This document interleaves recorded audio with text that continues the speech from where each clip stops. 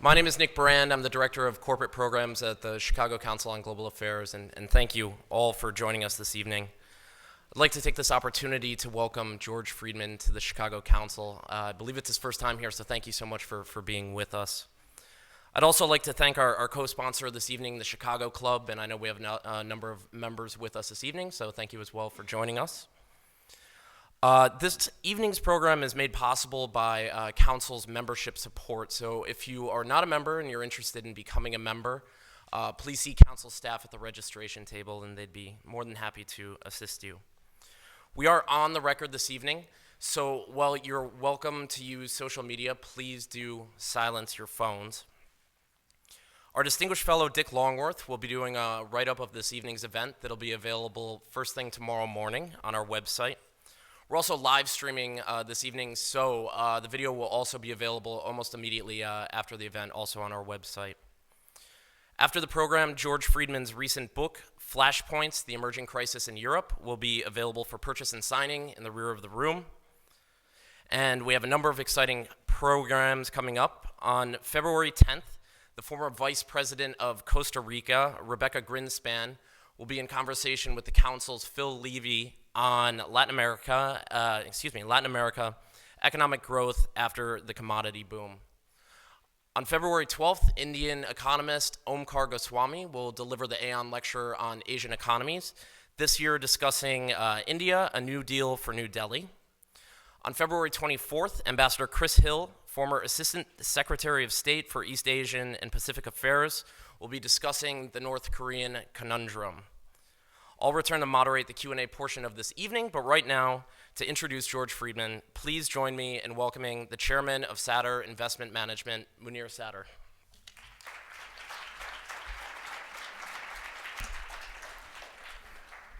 Thank you, Nick, and good evening, ladies and gentlemen. I'm delighted to introduce George Friedman this evening, and his wife Meredith is right next to him. Welcome, Meredith. Looking forward to his remarks on the changing political and security landscape in Europe. As tonight's audience indicates, this is an issue of great interest and concern to many people. It's also a very timely discussion. If we look just in the past year, we can see a major shift in the security environment in Europe. There are armed conflicts in Europe's periphery, including Libya, Syria, Iraq, Ukraine.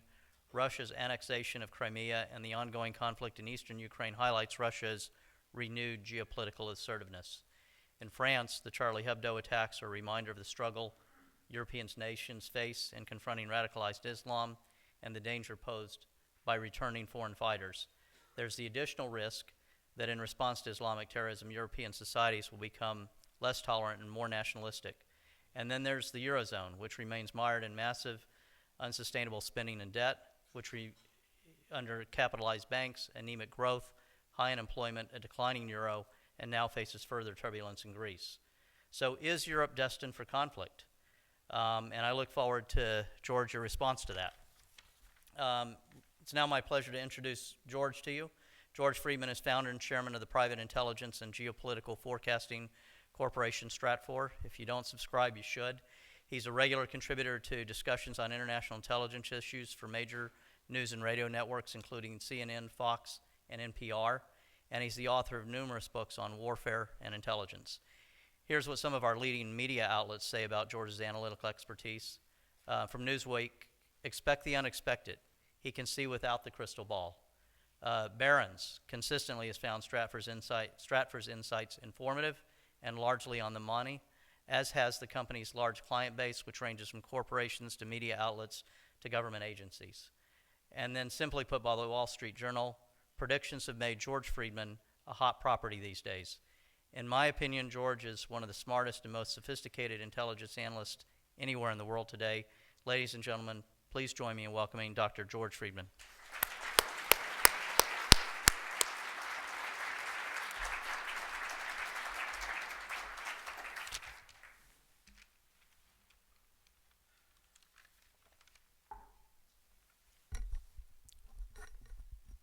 In any sane city, I'd be speaking to an empty audience.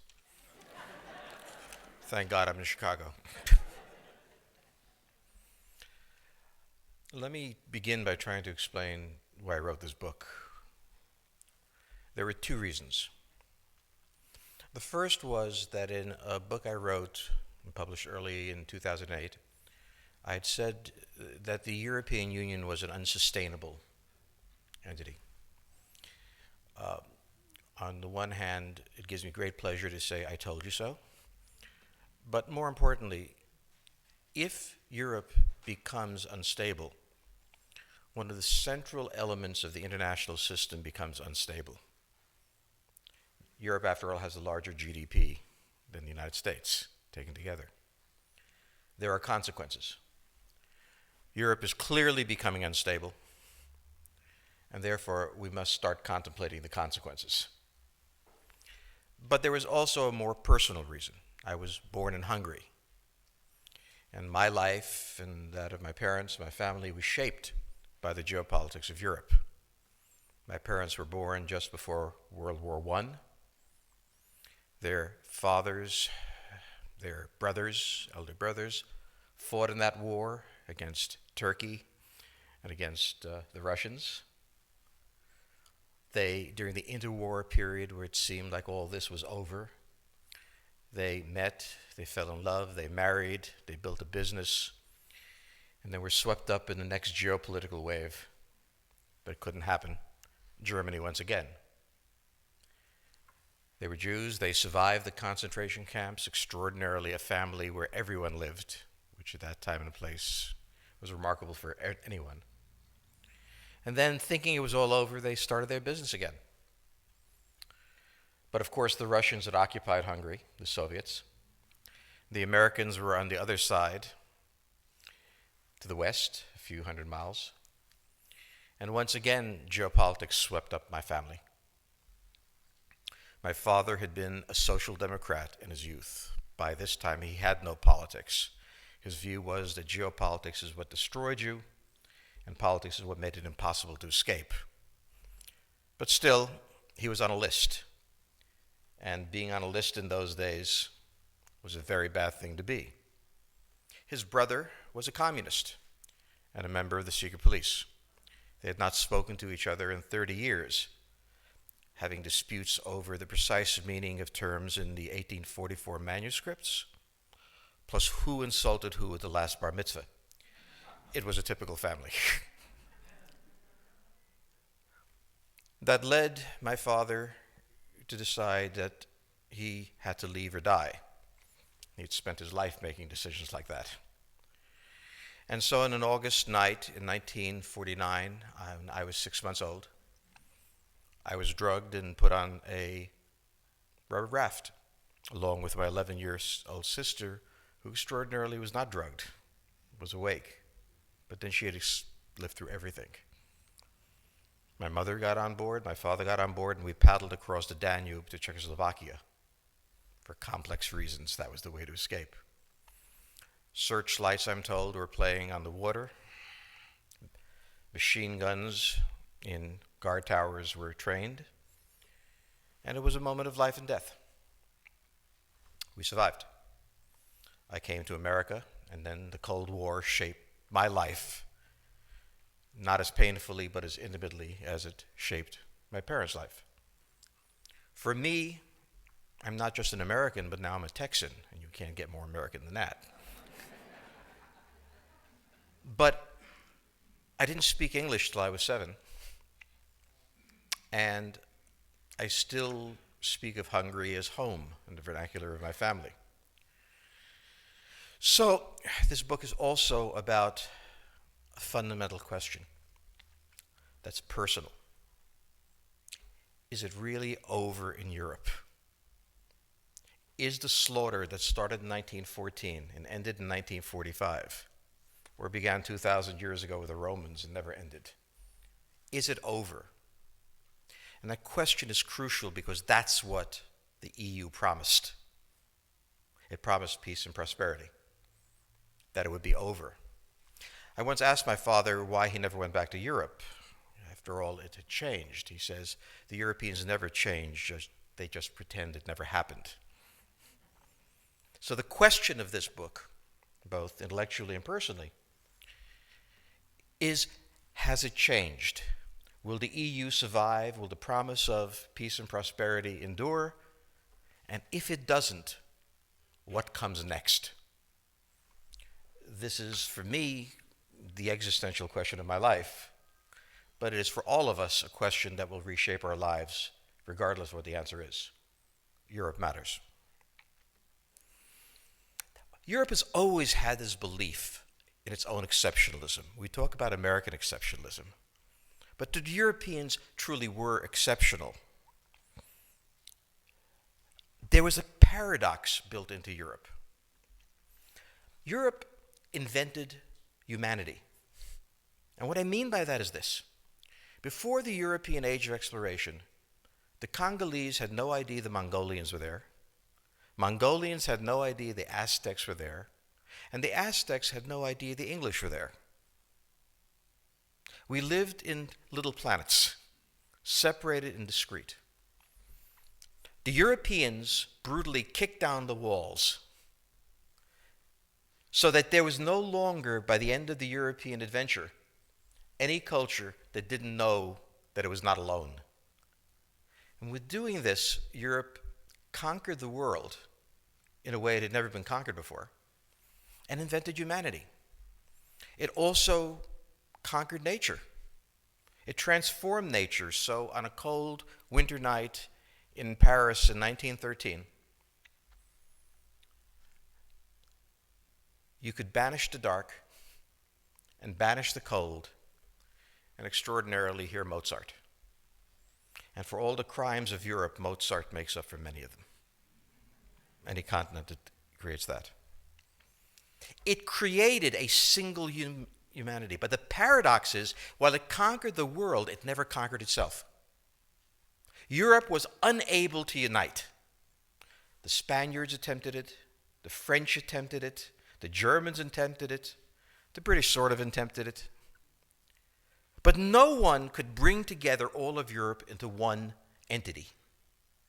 Had it done that, it would still rule the world.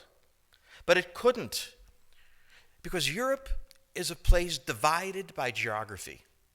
Peninsulas on peninsulas, mountain ranges blocking your way, rivers that don't flow to the right place, seas between you. And ultimately, it is a place that is the second smallest continent in the world. Only one smaller is Australia, and that's only if you count it as a continent. My wife's Australian, so I like insulting her. It's a big island.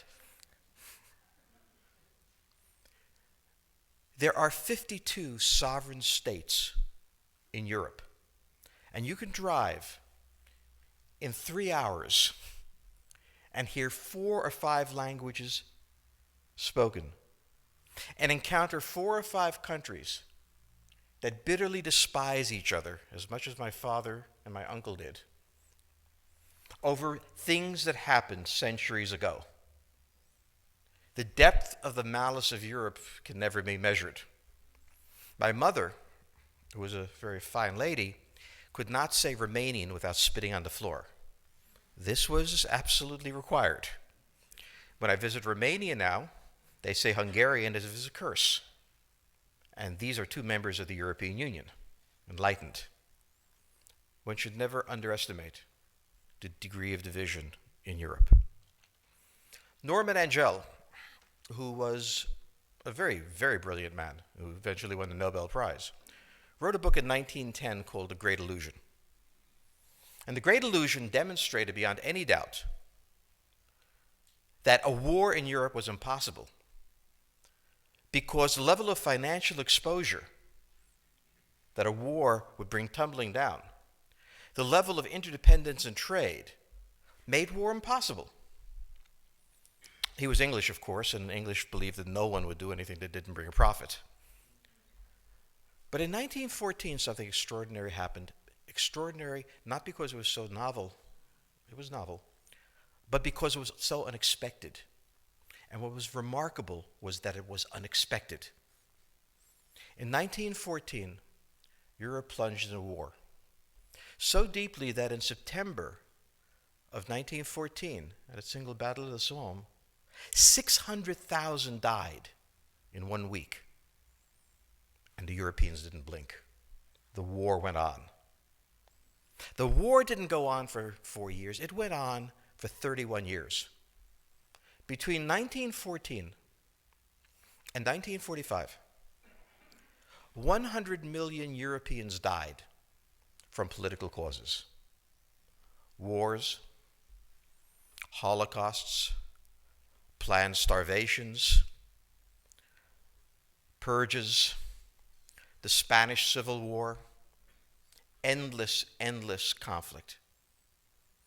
In 31 years, Europe went from being the center of the world, the pivot of its culture, the creator of humanity, to occupied territory.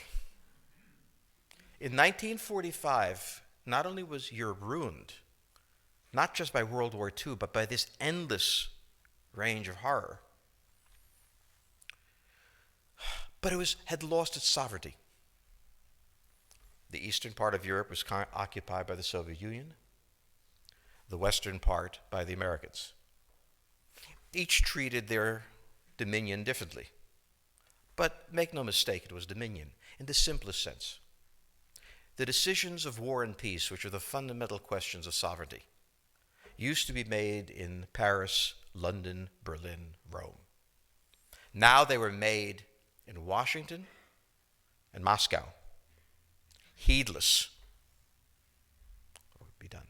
I might add, and it's an interesting point, that no two countries have ever handled a confrontation as responsibly as the Americans and the Soviets. The opportunities for war were endless.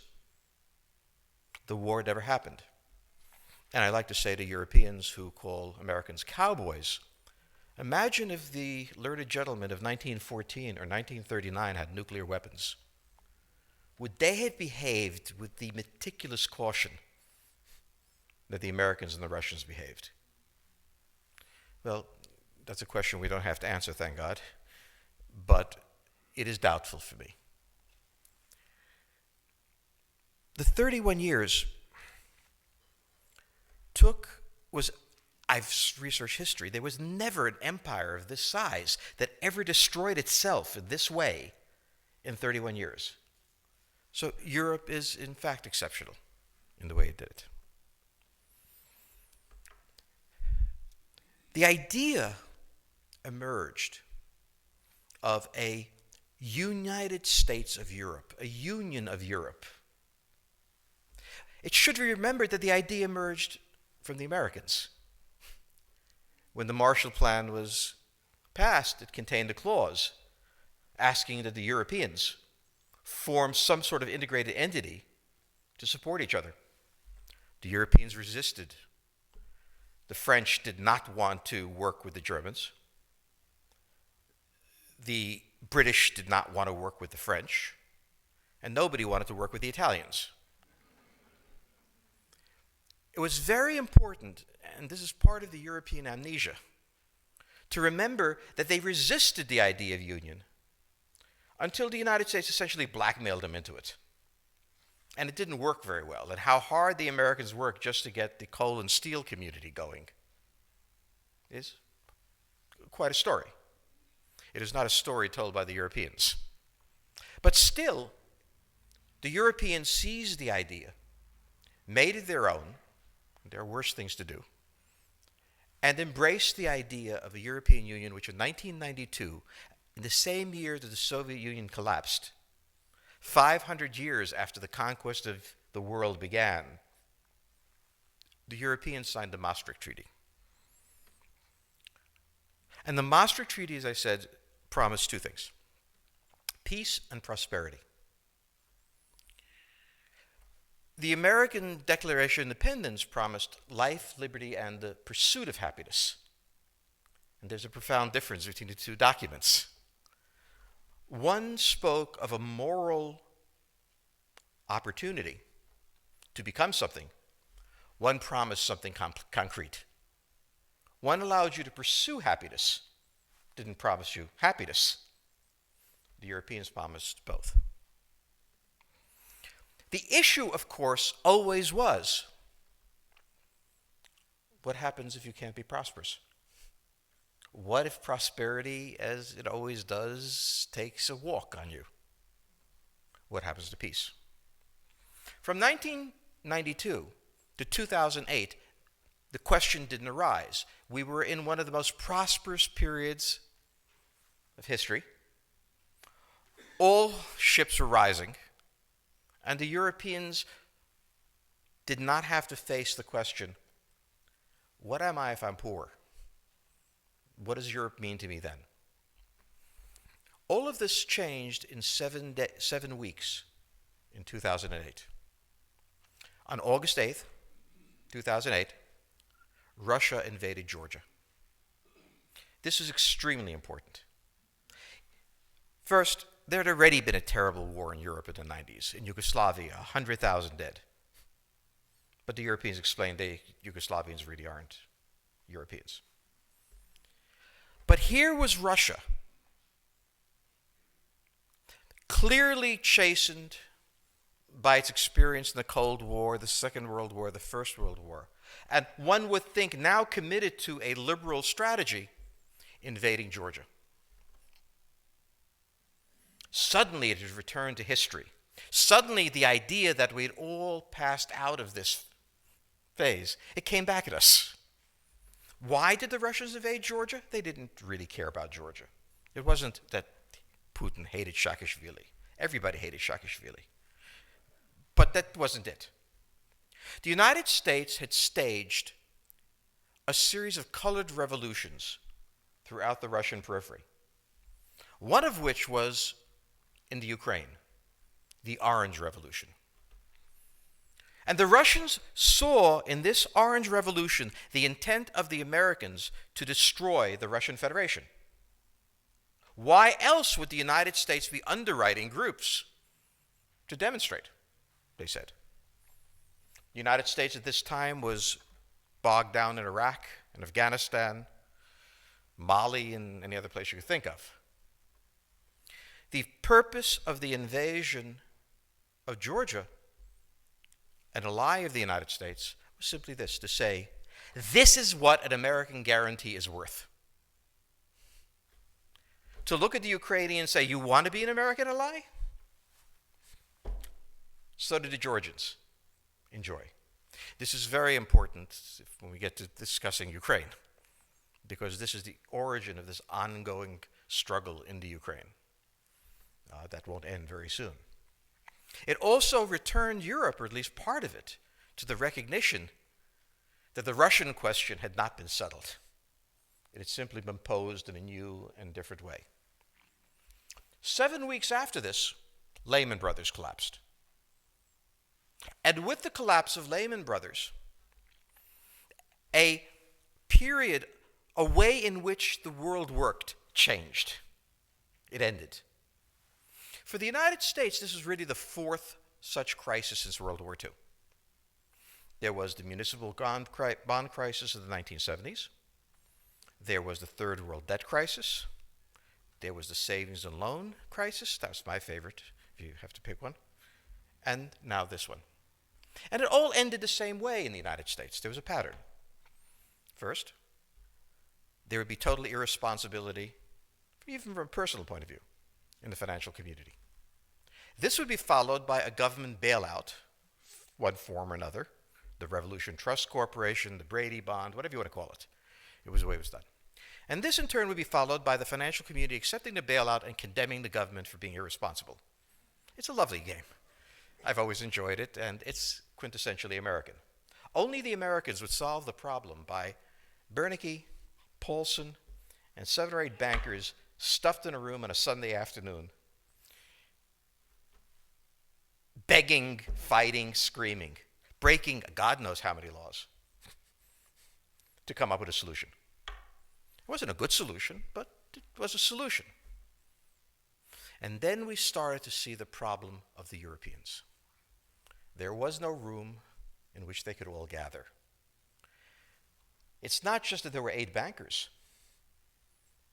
There were a couple of dozen prime ministers, treasurers, what have you. And there was no coherence. There was also no experience, shall we say, at problem solving. The history of Europe had been solving problems through violent spasms. The Europeans had no peaceful, if illegal, procedures for solving the problem. And so Europe, unlike the United States, began sliding down an abyss. The first abyss was the American, the subprime crisis. And I've been to Europe and had European bankers tell me how irresponsible the Americans were in selling these. I point out, hey, jerk, you bought them. That seems not to have entered the European mind, but it's always a pleasant moment when you do this. But in confronting the subprime crisis, Europe discovered a basic flaw in its system. And that flaw was Germany.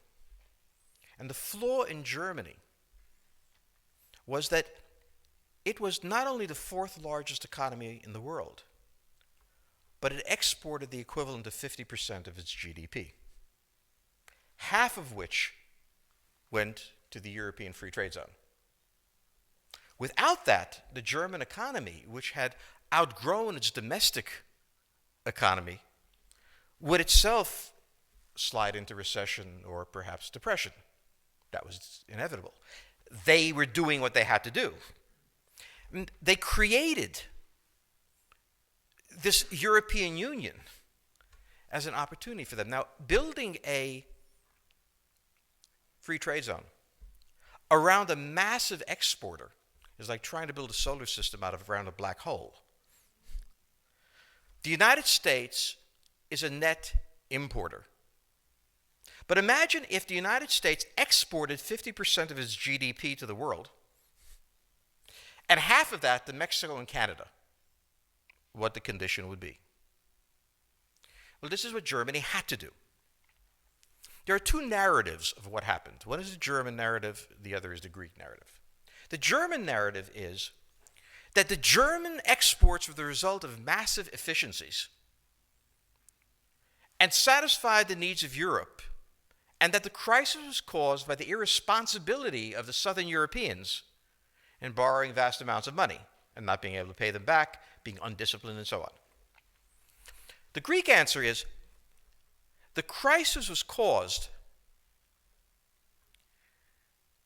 by German addiction to exports and its manipulation of the European Union to maximize those exports. The euro was priced somewhere on the borderline between preventing inflation in Germany while facilitating German trade, while, of course, Southern Europe needed a much cheaper euro so they could export. The rules of Brussels were crafted in such a way that entrepreneurialism, small businesses, were very difficult to fund. First, in the countries, the tax structure was such that the risk-reward ratio here made little sense. On the other side of the equation, bankruptcy, as we know it here, is not the same in Europe. When you hire an employee in Europe, you don't so much hire him as you adopt him. He comes home with you, he looks in the refrigerator. That is the reason there is no Google challenging Siemens. The large European corporations, modeled by the 1950s, never re-engineered themselves. They never felt a Microsoft coming at them, a Google coming at them. A digital equipment never collapsed into Hewlett-Packard, who in turn collapsed into, or is not collapsing, or who knows what, into something else. The German welfare system ultimately depends on these corporations. Siemens is like General Motors was in the 1950s. It operates in a non-competitive universe, and it's able to employ large numbers of people on very favorable terms, rising upward. If Siemens had to compete with a rising tech company out of Macedonia, they couldn't afford those things. So where the Germans, in the Greek version say, condemn the Greeks for their welfare system,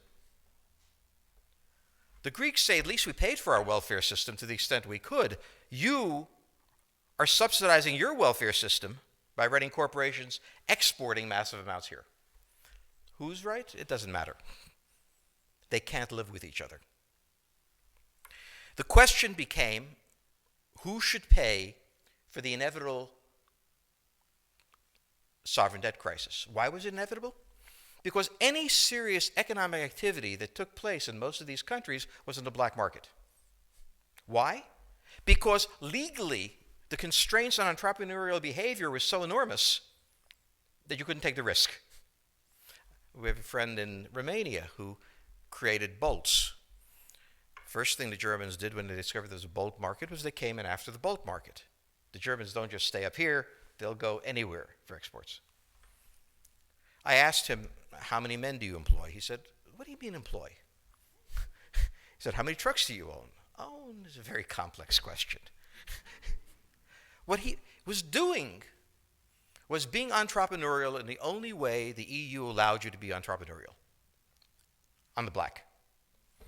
Not that my friend would have paid taxes if he could have, but certainly it was illegal and he didn't. But of course the Romanian government encouraged him to do this because they understood that without this, unemployment would be stunning. You created a kind of strange shell game. Question then was, how do we repay the sovereign debt that couldn't be paid because the tax base wasn't there? And there was a conversation, and the Greeks said, well, why doesn't Germany pay it? And Germany said, I have a better idea, why don't the Greeks pay it? And because the Germans had a lot more influence, it was voted that the Greeks and everybody paid it. The outcome of that was not only in Greece is there 26% unemployment, there is 23% unemployment in Spain. Southern Italy is at 21% unemployment. The entire Mediterranean littoral, the northern littoral, has been devastated. It is not that its Mediterranean countries can't do this. The Turks grew at 7, 8, 9% a year for 10 years. Why? They weren't in the EU. Their great good fortune was that they weren't admitted. So it is not that Southern Europeans are inherently shifty and lazy and dishonest, because I assure you I know many Greeks who are shifty, lazy, and dishonest. Still, they could grow their economy. The members of the European Union, on the other hand, couldn't. They couldn't because of the complex relationships that have been built up that tilted the system to the north. Germany has 5% unemployment. France is now, I think, 12. I'm not sure, somewhere between 10 and 12. But Southern Europe is in depression. Its unemployment rate is the same as the U.S. unemployment rate was during the Great Depression. It is not in recession. It is in depression. The difference of depression and recession is very simple. In a recession, you're in a cyclical process where marginal businesses are culled. In a depression, very healthy businesses can't function. As a result, if you do qualitative easing, I love that name for printing money, it's so cool. If you're, printing money to stimulate the economy, you will find that the businesses you need to take this money and turn it into jobs aren't there. This is why FDR never solved the American Depression through his policies. It took World War II to do it. You can't stimulate an economy that's been structurally damaged. Southern Europe is now in a position that for a generation, at least, it will not recover. This is not a marginal event within the business cycle. This is not a relatively intense business downturn. This is a social catastrophe. Now, we have to consider what kind of social catastrophe it is for a moment. When the poor get poorer, they understand the grammar of poverty. It has not changed their lives, it has made it harder. The people who have been devastated in Europe, Southern Europe, by austerity, are government workers. Now, When you say government worker in the United States, you think of that unpleasant woman in the Motor Vehicle Bureau who definitely deserves not to have a job. But we are talking in Europe of doctors, electrical engineers, because the European system expands the state so massively that it just encompasses the professional classes to an enormous extent. It is said that the black market makes it not so bad. It's actually worse. We have a friend who's an architect in Greece who used to make $3,000 a month, and that was cut to $800 a month. So the unemployment rate hides the impoverishment. When you're middle class, when you're a professional, and you lose your home, when you lose the chance of the life you thought you had, and unemployment among 25-year-olds or less is over 50%, you have now entered a world you never expected to be in. And for a while you think this is temporary, they'll figure it out. But after 6, 7 years, you realize, no, this isn't temporary. I was 43 when I lost my job. I'm 50 now. It's not going to get better. This is my life. And this is the dangerous point.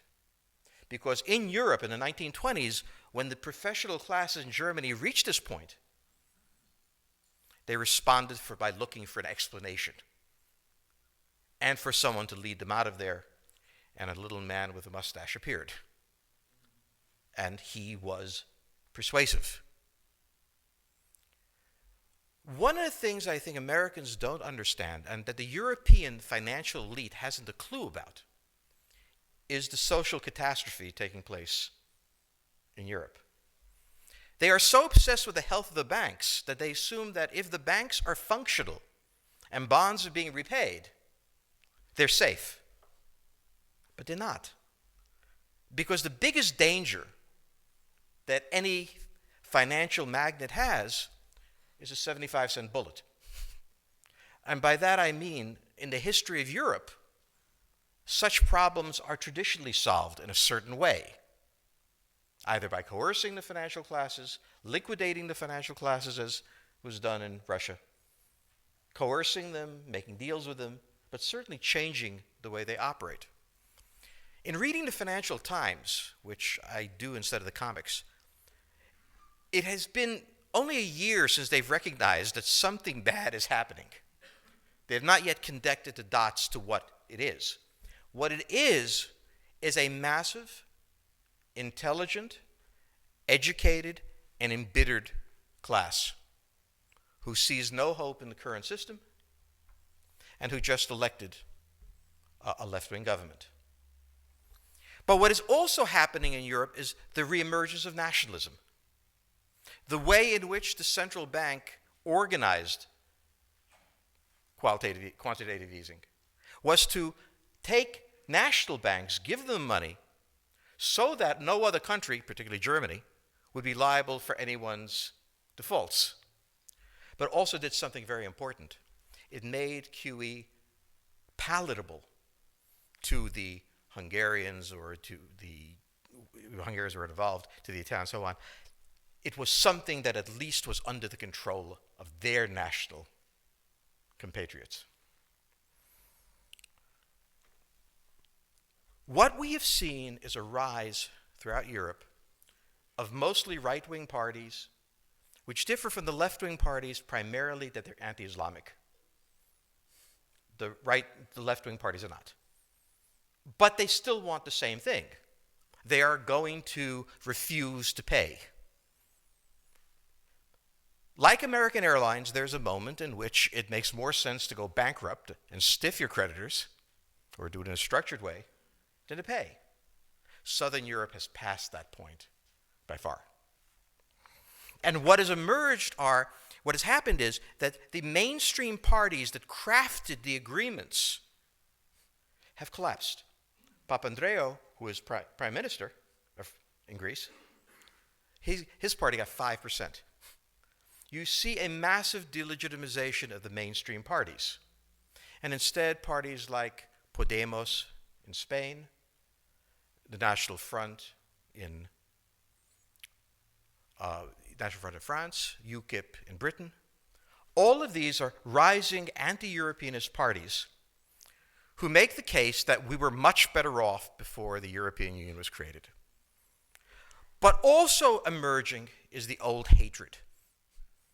Everybody hates Germany. Germany has contempt for everyone else. We've been here before. The Hungarians hate the Romanians. Inside of countries, the Scots voted by 45% to leave the Great Britain. Belgians, the Walloons hate the Flemish. The Catalonians want to leave Spain. Northern Italy wants to leave Southern Italy, or Southern Italy wants to, I don't know which, but they want to leave. Hungarians want to leave Romania. The map of Europe is being compelled because in the end, Europe did not share a fate.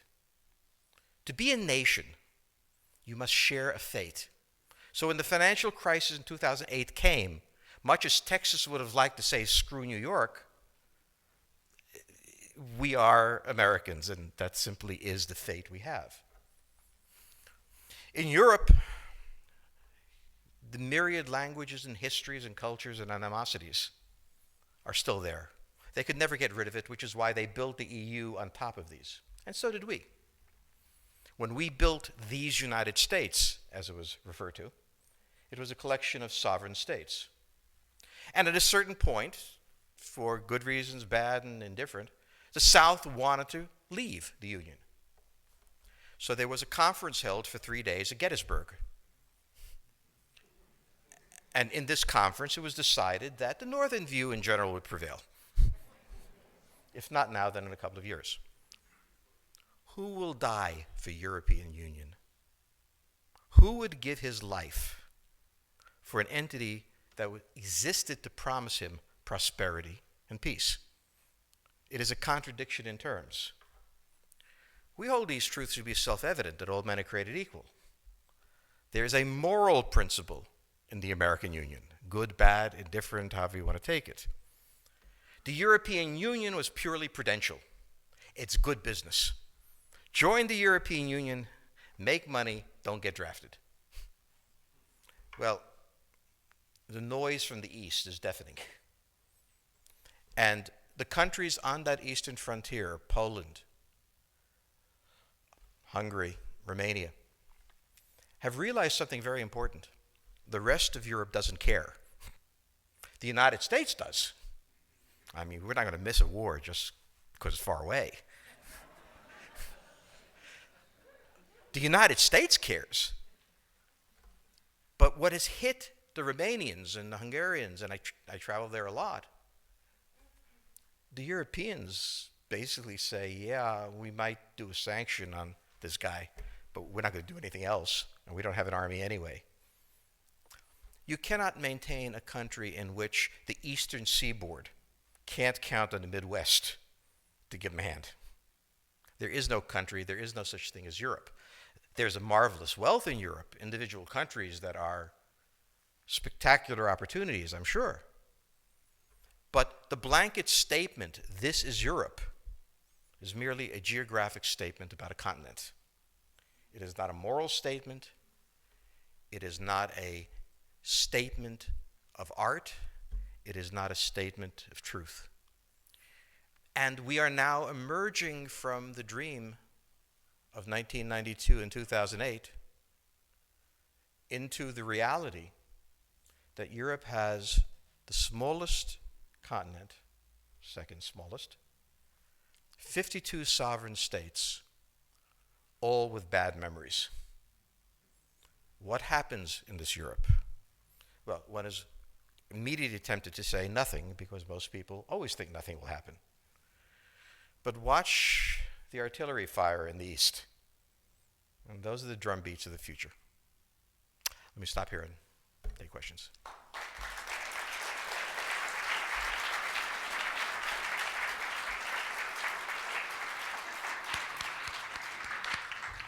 Well, we'll now go out to the question or the audience for your questions. So if you can, please raise your hand, and if you can, please make your question a question. Yes, right here in the middle, please. Mr. Friedman, thank you for your analysis. Very much appreciated. If you are in Ukraine right now, and you're the Ukrainian government, and or the let's take it past the government, but the people, and technically the people should be the government, but that's a whole different issue at points in time. What do you do? Do you look to Europe, who has been criticized by Putin himself as the scourge of the earth, or do you look to yourself? Where do you look? What's next for Ukraine? Well, the first question you ask yourself, are you a Ukrainian speaker or a Russian speaker? Because Ukraine contains both. And while the idea of the Russian speakers genuinely wanting autonomy because they have been mistreated by the Ukrainian speakers is dismissed, it's also true. The Ukrainians do not want a federation. The Russian position is, and by that I mean the Russians, look, Canada has a federation, Quebec speaks its own language, it's okay. But the Ukrainians know that this is only the beginning. I mean, this will lead to devolution. What you do, if you're a Ukrainian, is essentially reach out to the only country that will help you, which is the United States.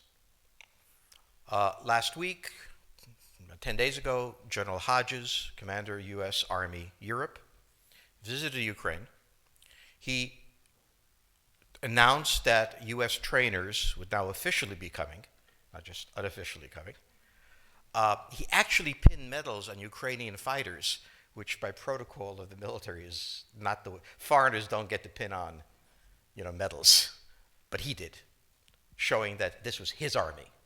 He then left and in the Baltics announced that the United States would be pre-positioning armor, artillery, and other equipment in the Baltics, Poland, Romania, and Bulgaria, which is a very interesting point. So the United States, and now yesterday the United States announced that it would be sending weapons. Tonight, of course, they denied it, but they are. The weapons will go. In all of this, the United States has acted outside the context of NATO. Because NATO has to have a 100% vote. Any one country can veto anything. And the Turks will veto it just for giggles.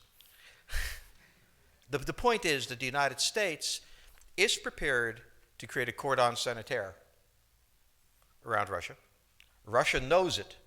Russia believes that the United States intends to break the Russian Federation. I think that, as Peter Lorre put it, we don't want to kill you, we just want to hurt you a little bit. Either way, we are back at the old game. And if you go ask a Pole or a Hungarian or a Romanian, they live in a totally different universe from a German. And they live in a totally different universe from a Spaniard. So there is no commonality in Europe. But if I were a Ukrainian, I would do exactly what they're doing. Try to draw the Americans in. All right, next question, please. Yes, right down front here.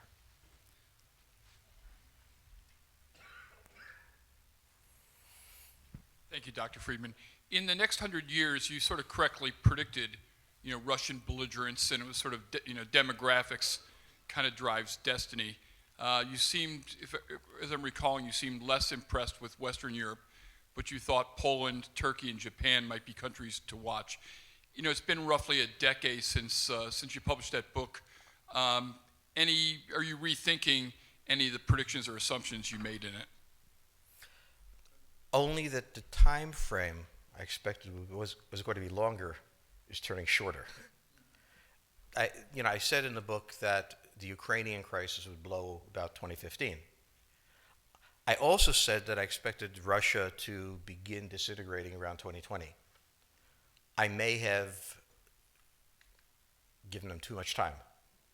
Under the current circumstances, the framework of Russia is that the central government collects the money and gives the oblasts and the towns money. Under the current circumstance, I'm not sure how much money they can give. We're back at Yeltsin's stance.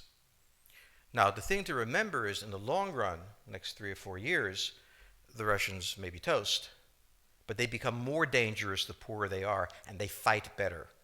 As a Russian told me, you wouldn't have predicted that we could beat the Wehrmacht from the state of our economy, but we did. You Americans always think of yourself. We don't work that way. We can handle this.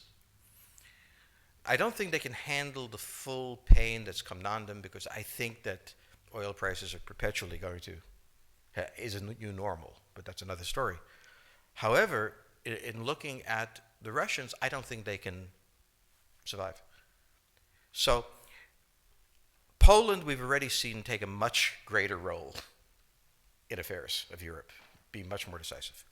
Turkey has certainly held back its strength. It doesn't want to release it into Syria, Iraq, but it ultimately is going to be it. And Japan remains the major power of East Asia, not China. Japan's army is capable, larger than the British Army, has an excellent air force, and it doesn't have 1 billion people living in poverty on the level of Bolivia.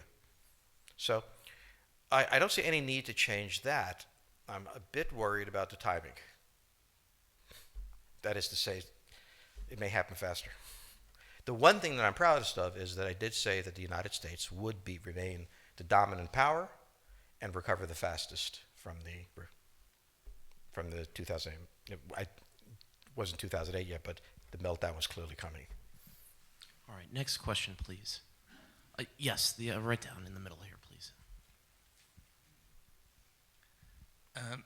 Essentially, Europe devolved its defense to the United States for 50 years.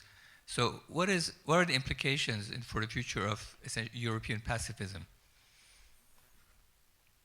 The question of European pacifism, I think, is going to be determined within European countries. That is, the stress within European countries like Belgium, like Italy, like so on. I don't see major international war breaking out except along the fault line between Russia and the European peninsula. But what I'm struck by is how many secessionist movements have arisen in Europe at this point. And that nothing is more bitter, as Aristotle pointed out, than a civil war.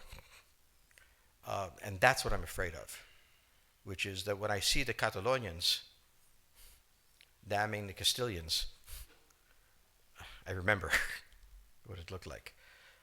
No place is really pacific for very long. I mean, neither the United States, we have constant wars, okay?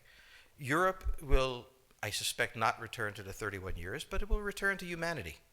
They will have their wars, they will have their peace, they will live their lives. It will not be 100 million dead, but the idea of the European exceptionalism, I think, is the one suffering the first death. There will be conflict. There was conflict in Yugoslavia, and there's certainly conflict now in Ukraine. As to the relationship to the United States, we no longer have a relationship with Europe. We have a relationship with Romania, we have a relationship with France. There is no Europe to have a relationship with. Yes, the gentleman in the fourth row over here. Excuse me. By the way, I'm a subscriber. Thank Is Islamic extremism really the major threat to the United States, and will it die on its own, or will it keep growing? It is a problem to the United States. It is not an existential threat. It has to be dealt with, but it has to be dealt with proportionately. We have other foreign policy interests. So, the primordial interest of the United States, over which for a century we have fought wars, the First, Second Cold War, has been the relationship between Germany and Russia, because united they are the only force that could threaten us, and to make sure that that doesn't happen. I say this as a possible victim of Islamic terrorism. It will happen. Even if we devote all of our efforts to preventing it, we will fail. Therefore, if we do what we did in a decade after 9/11, which is utterly concentrate on that issue to the exclusion of all else, so that our army can't fight unless it has sand under its feet, it's just not used to it, there are much larger dangers to the United States out there. It's very difficult to say to a country that has been hit by 9/11, take it in stride, and no government can. But the discipline of governance is that while at the same time reassuring people that you're doing everything you can, you make sure you're not. You're making as much as you reasonably should. And our government, we have to remember the United States is like a 15-year-old. It's manic depressive. In the morning, it is love, peace, love, and happiness. At night, it's suicidal because their best friend doesn't like them anymore. We are a very young empire. We don't even want to think about being an empire. We want to go home and, have libertarian dreams. It won't happen. But it takes us a very long time to become mature. George Bush had no idea that his presidency was going to be about 9/11 and had no idea how to respond, and neither did his critics. Barack Obama decided he could wish it all away. If he was nice, they won't try to blow him up. We have to find a pattern of governance that combines an American republic with what it never wanted to be. But we're almost 1/4 of the world's economy. We are going to piss people off a lot. All right, right down here in the front row, Phil Levy, our senior fellow on the global economy. Thank you for your remarks. Very interesting. While we're sort of talking about how the U.S. behaves, I was hoping you could address what U.S. policy ought to be towards the financial crisis in Europe. A lot of this goes on behind closed doors, but as best one can see, it often seems to have been an encouragement towards stimulus. In your remarks, you expressed some skepticism about what stimulus would do. As we observe this, it's obviously of great import to the U.S. What should U.S. policy be? The U.S. policy should be to stay as far away as possible and possibly pass a law ordering all American banks not to have European paper. We can't do that, but it would be a good idea. Europe is too vast for the United States to do anything about, and the Europeans are too sophisticated to need advice. The problem of Europe is not that they're a third world country and they don't know how to do this. The problem is a deep contradiction between the interests of various parts of Europe that have led to a policy gridlock. It's inconceivable the United States would have enough money to solve the problem if they wanted it, and insane for the United States to even contemplate it. As for policy advice, the Europeans won't take policy advice from the United States. I wouldn't take policy advice from the United States. The problem here is not that people don't have policies. It is that it's an impossible situation that cannot be solved within the paradigm the Europeans are working. They will change the paradigm once it all falls apart, but they don't have the political will to face the irrationality of the situation and deal with the fact that Germany can't export 50% of its GDP, at least not half of that, into Europe. Since that's not going to happen, and this is one of the reasons I'm not interested in policy personally, foreign policy is what you'd like to see what happened. History was what does happen. And very rarely does foreign policy intersect with the two. What I try to understand is what's going to happen. If, I'm really smart, I'd be rich.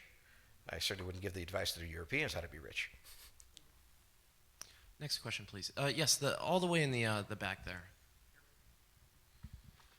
Given the weaknesses that you're describing, both in Europe but also in Southern Asia and likely in East Asia itself, is it appropriate or even practical for us to be continuing to push the boundaries of the American empire, if you will, to the edges beyond the areas of those kinds of internal problems? The United States has a fundamental interest. It controls all the oceans of the world. No power has ever done that. Because of that, we get to invade people and they don't get to invade us. It's a very nice thing. Maintaining control of the sea and control of space is the foundation of our power. The best way to defeat an enemy fleet is to not let it be built. The way the British managed to make certain that no European power could build a fleet was to make sure the Europeans were at each other's throats. The policy that I would recommend is the one that Ronald Reagan adopted toward Iran and Iraq. He funded both sides so they would fight each other and not fight us. This was cynical. It was certainly not moral. It worked. And this is the point. The United States cannot occupy Eurasia. The moment the first boot sets the ground, the demographic differential is we are totally outnumbered. We can defeat an army. We cannot occupy Iraq. The idea that 130,000 men would occupy a country of 25 million, well, the ratio in New York of cops to citizens was greater than we had deployed in Iraq. So we don't have the ability to go across, but we do have the ability to first support various contending powers so they concentrate in themselves with political support, some economic support, military support, advisors, and in extremis do what we did in Japan, in Vietnam, in Iraq, and in Afghanistan, spoiling attacks. The spoiling attack is not intended to defeat the enemy. It's intended to throw him off balance. What we did in each of these wars, in Afghanistan, for example, is we threw Al-Qaeda off balance. The problem we have, since we're young and stupid, is that having thrown them off balance, instead of saying, okay, job well done, let's go home, we said, well, that was easy. Why don't we build a democracy here? This was the moment of dementia that came in. The answer, therefore, is the United States cannot constantly be intervening throughout Eurasia. It must be selectively intervening and very rarely. That is the extreme moment. We cannot, as the first step, send American troops. And when we send American troops, we have to clearly understand what the mission is, limit it to that, and not develop all sorts of psychotic fantasies. So hopefully we've learned that this time. It takes a while for kids to learn lessons. But I think you're absolutely right. We cannot, as an empire, do that. Britain didn't occupy India. It took various Indian states and turned them against each other and provided some British officers for an Indian army. The Romans did not send vast armies out there. It placed kings like, various kings it created under the emperor, and those kings were responsible for maintaining the peace. Pontius Pilate was an example. So empires that are directly governed by the empire, like the Nazi Empire, fail. No one has that much power. You have to have a level of cleverness. However, our problem is not yet that. It is actually admitting that we have an empire. So we haven't even gotten to that point where we don't think we can kind of go home and it'll be over and done. And so we're not even ready for chapter 3 of the book. Next question, please. Yes, the gentleman right here in the fourth row.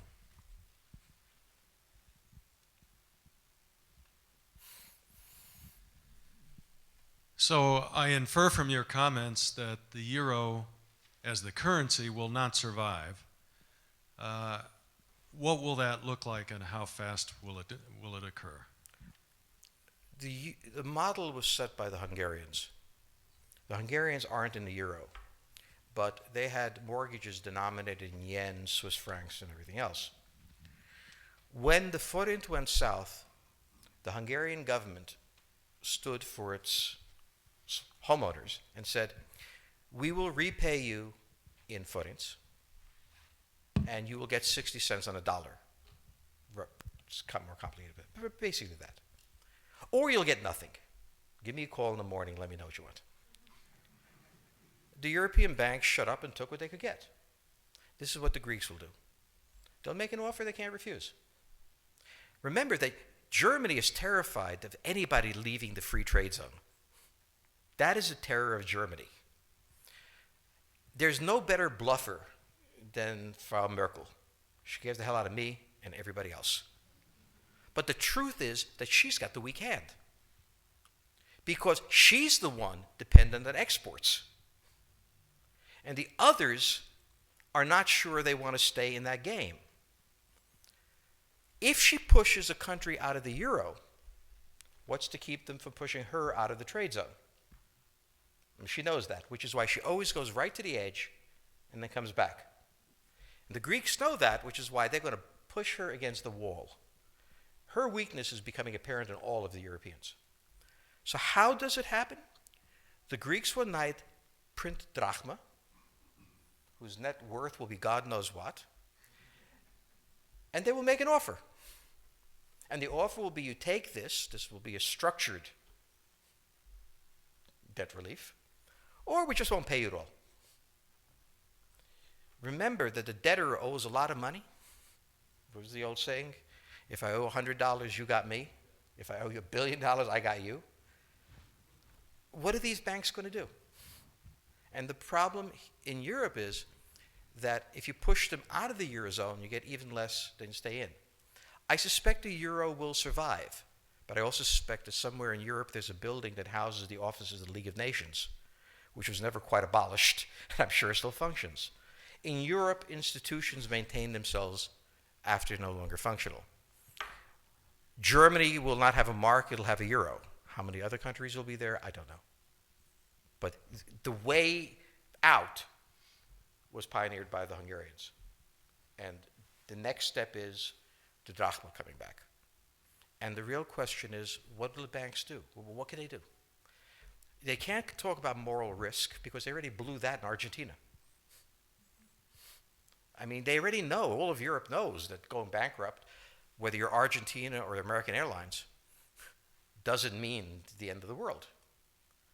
And the Germans have done everything they can to make it more attractive to bail than not to bail. Now, whether they do it within the euro or some other currency is less interesting than they are going to default. And the question is how managed it is.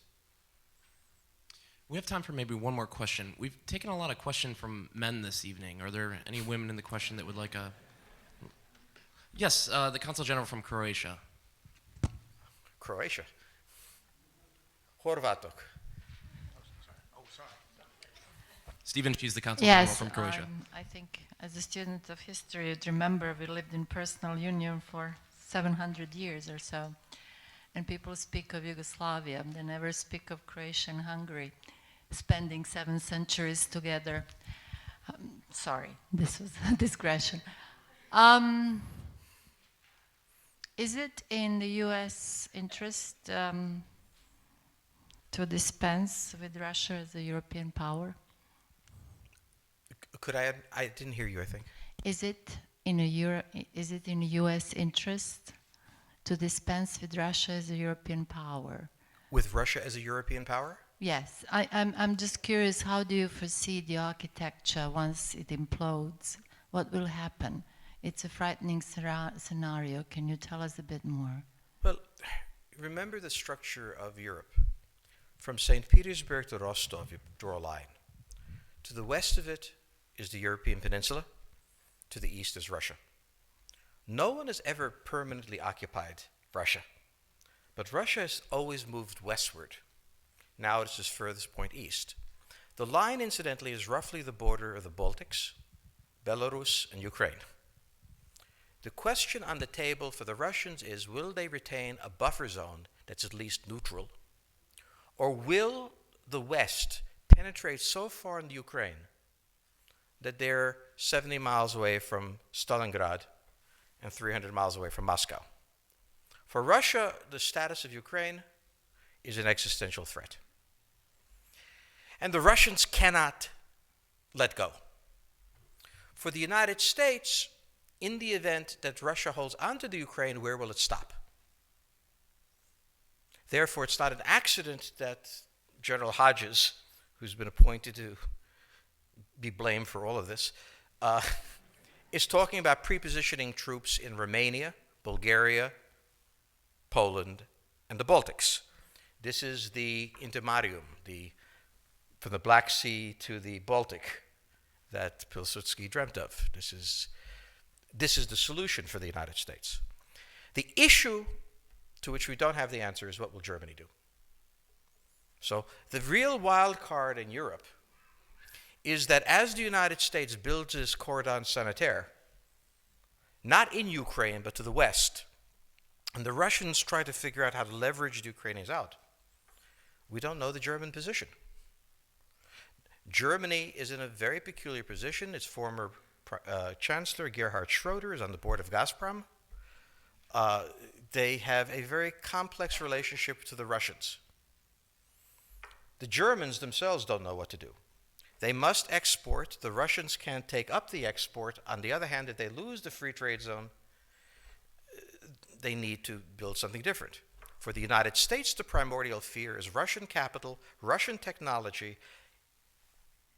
German technology and German capital, Russian natural resources, Russian manpower, as the only combination that has for centuries scared the hell out of the United States. So how does this play out? Well, the U.S. has already put its cards on the table. It is the line from the Baltics to the Black Sea. For the Russians, their cards have always been on the table. They must have at least a neutral Ukraine, not a pro-Western Ukraine. Belarus is another question. Now, whoever can tell me what the Germans are going to do is going to tell me about the next 20 years of history. But unfortunately, the Germans haven't made up their mind. And this is the problem of Germany always. Enormously economically powerful, geopolitically very fragile, and never quite knowing how to reconcile the two. Ever since 1871, this has been the German question, the question of Europe. So to answer my faithful colleague of 700 years of empire, where Hungary and Croatia was joined, I didn't think you enjoyed that much.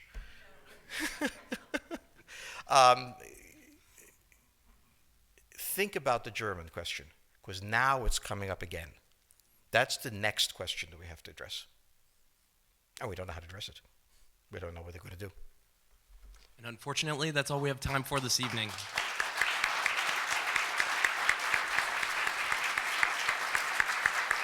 Thank you so much.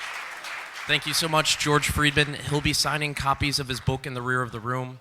Thank you as well to the Chicago Club for co-sponsoring this evening. Good night.